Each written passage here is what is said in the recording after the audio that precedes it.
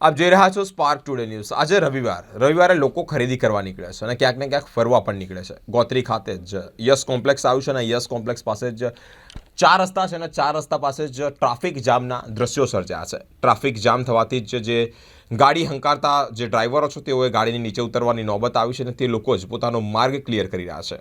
રવિવારની સાંજે જ ગોત્રી વિસ્તારમાં ટ્રાફિક જોવા મળી રહ્યું છે। કહી શકાય કે જે ટ્રાફિક પોલીસ હોય તે ના હોવાને કારણે જ આ લોકોને હાલાકી પડી રહી છે।